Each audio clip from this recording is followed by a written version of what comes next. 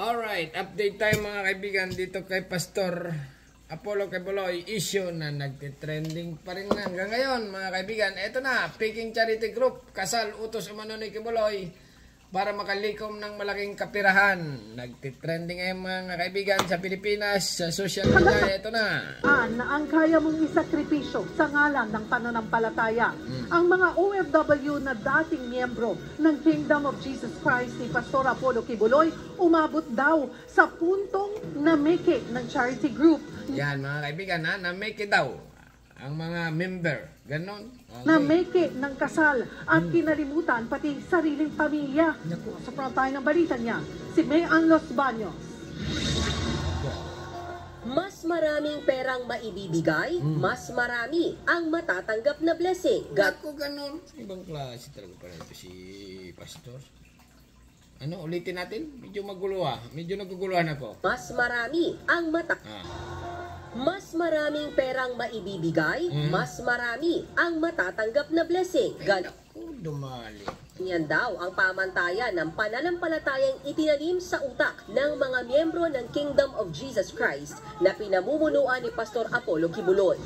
Isiniwalat yan ng mga tumiwalag na miyembro na humarap kanina sa pagdinig ng Senado. Kabilang si Reynita Fernandez, isang Singapore. Kayod kalabaw daw siya noong 2016 nang maging miyembro siya ng Kingdom of Jesus Christ o KOJC. Mantakin mong ang sweldo niya lang bilang domestic helper ay 1,000 Singapore dollars o higit 41,000 pesos.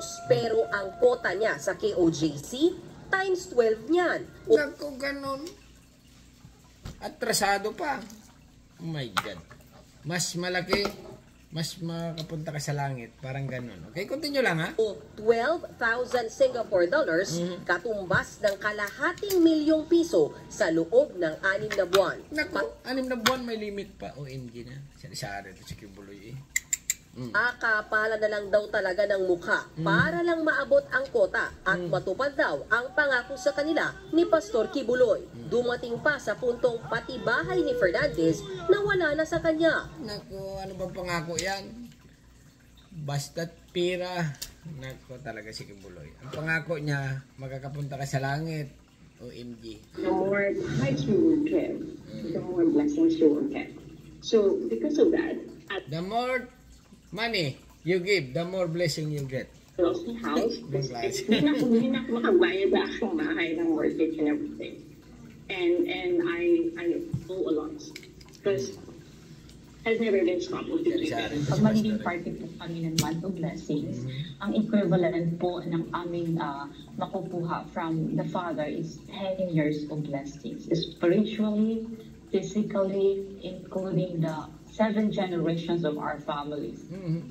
May ganun pa, may 7 generation na ginagawa namin. Grabe naman. Sabi po niya, ganyan. Kaya po, ginagawa po namin ang lahat. Dahil sa pagkabulag sa relihiyon, dumating daw sa puntong pinutol nila ang koneksyon sa kanilang pamilya dito sa Pilipinas. Nako. Talaga naman ito si Kibuloy na ito. Ay talaga naman. Ang masasabi ko lang dito kay Kibuloy ay oh my God. Okay? Oh my God. Okay, continue lang ha. Utos din daw yan ng pastor. Sinasabi nila, huwag sasagutin yung mga pamilya na nanghingi, na tumatawag. Because the real family is the kingdom only. That's the fact. That's it. I mean, may iba dito, wala din nila sinasagot yung tao ng family. Kasi wala na silang pera. They already give it all. They don't even own their time. They don't even own their themselves. Gaya ni Fernandez, meron din daw kota ang dati ring miyembro ng KOJC na tumistigo sa pagdinig na si Dindo Makili. Nako, ay Diyos mio, Marimar, may kota pa pala yan. Talaga naman ito si Kibuloy. Sari-sari. Nakakatawa lang itong ano na ito. Bakit may mga ganang pangyayari ha? Bakit pinapayagan ito ng ating mga ibang kababayan na ganyan? Okay? Mabuti na lang ay talagang inimbestigahan ng todo.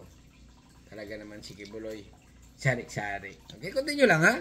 Inulit ko mga kaibigan, reaction video lang ito dito sa trending news ngayon. Peking Charity Group.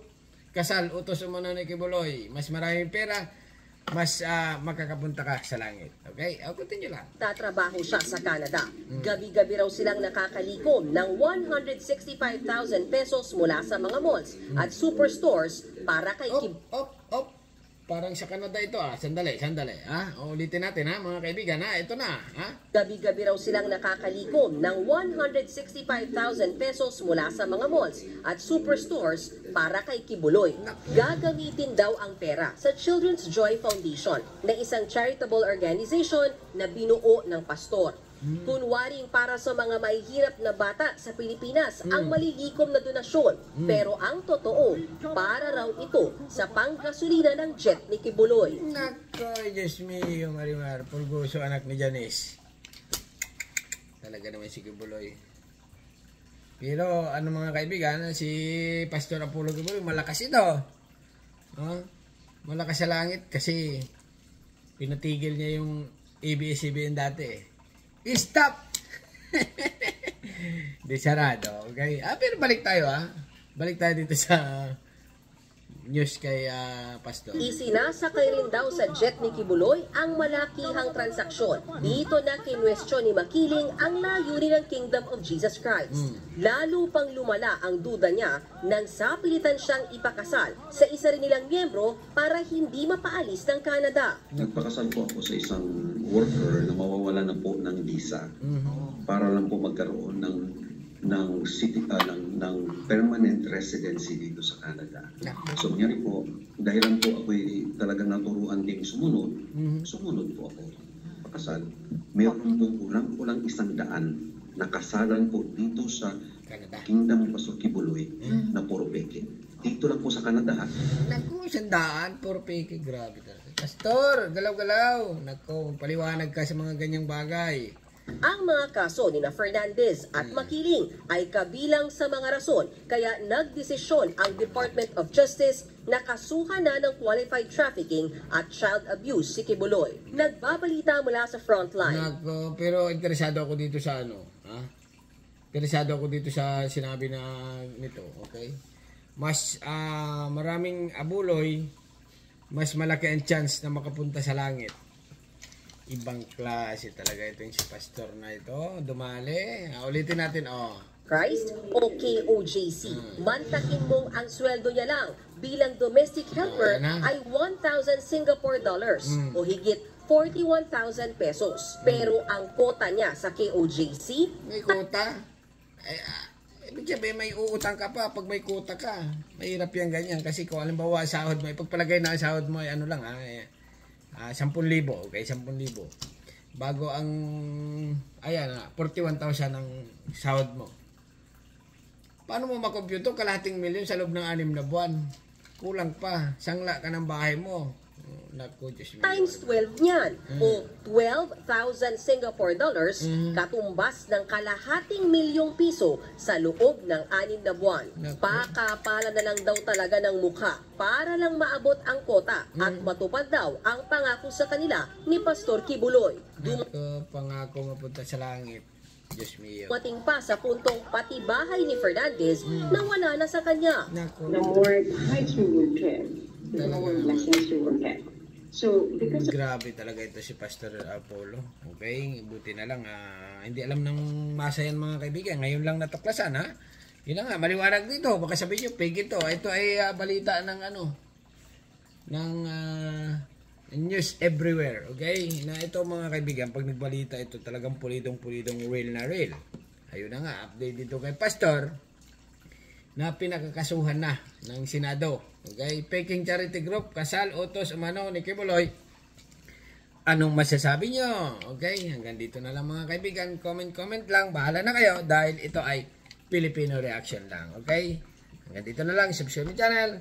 Don't forget, comment. Bye-bye. Thank you.